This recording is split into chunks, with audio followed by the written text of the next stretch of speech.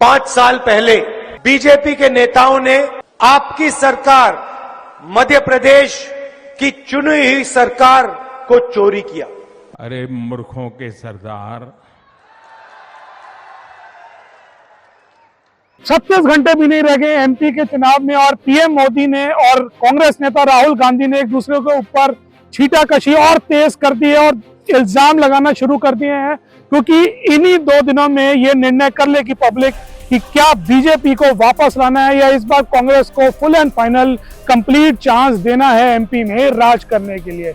राहुल गांधी के made in China के जवाब में पीएम मोदी के मेड इन इंडिया के पक्ष में और बीजेपी की सरकार जो ज्योतिरादित्य सिंधिया को तोड़कर बनाई गई थी उसके अगेंस्ट राहुल गांधी की मोहब्बत की दुकान वाली बात, कौन दोनों में से जीतने वाला है, किसका पलड़ा भारी रहेगा और लोग इनकी बातों में आकर एमपी की गद्दी को डिसाइड करेंगे। इंडिया नाउ नाउ में मैं आपका होस्ट अंकित आपको यही बताऊंगा कि एमपी की जो लहर है वो किसकी तरफ जा रही है और किसके भाषण ज्यादा भारी पड़ रहे हैं एक दूसरे के ऊपर। चुनावी रैली का ये आखिरी दिन था, क्योंकि जब 2 दिन के अंदर चुनाव होने वाले हैं तो और इसके बाद आप चुनाव की रैली नहीं कर सकते, तो यहीं पर विदिशा में राहुल गांधी ने कांग्रेस की तरफ से मोर्चा संभाला और उन्होंने अपनी रैलीज में कई बातें करी।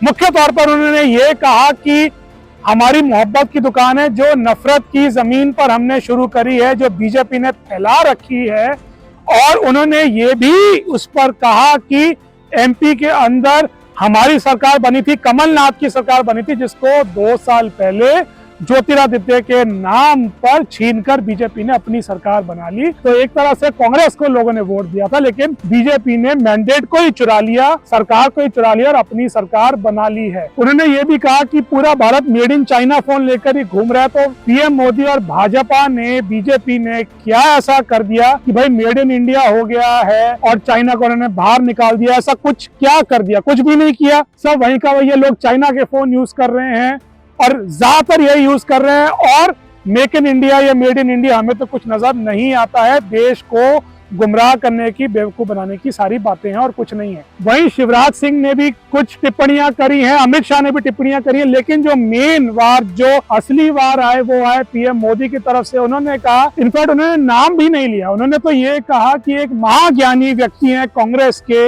एक नेता है, उन्होंने कहा कि मेड इन चाइना चल रहा है, उनको नहीं दिखता कि बहुत सारे अब सामान, चीजें मेड इन इंडिया शुरू कर दी हैं, हर तरह के सेक्टर में अब मेड इन इंडिया बढ़ता जा रहा है, लेकिन उन महाज्ञानी को चाइना के अलावा कुछ नहीं नजर आता। उनको ये नहीं दिखता कि देश किस तरह से तरक्की पर है, और या तो ये कह सकते हैं कि वो चाहता ही नहीं कि देश तरक्की करे, क्योंकि उनको वो चीज पसंद नहीं आ रही। उन्होंने ये भी कहा कि जब भी ट्रिपल तलाक की बात आई, जम्मू कश्मीर से आर्टिकल 370 हटाने की बात आई और राम मंदिर बनाने की बात आई, सबसे पहले जो पार्टी दूर भागी उन सब चीजों से वो कांग्रेस पार्टी थी। इंडिया अलायंस था और सिर्फ बीजेपी खड़ी थी, एनडीए खड़ी थी इन सबको ठीक करने में, और इसलिए आज ये सब बनता नजर आ रहा है। जम्मू कश्मीर में लोग खुश है, राम मंदिर बनने से पूरा देश खुश है, और यही बात कांग्रेस और इनके इंडिया अलायंस वाले हजम नहीं कर पा रहे, उनको बर्दाश्त नहीं हो पा रहा कि ये कैसे और क्यों हो गया। और ये भी बात जो पीएम ने नहीं कही, लेकिन इस हफ्ते बड़ी क्रिटिकल एयर होने वाली है कि यूसीसी यानी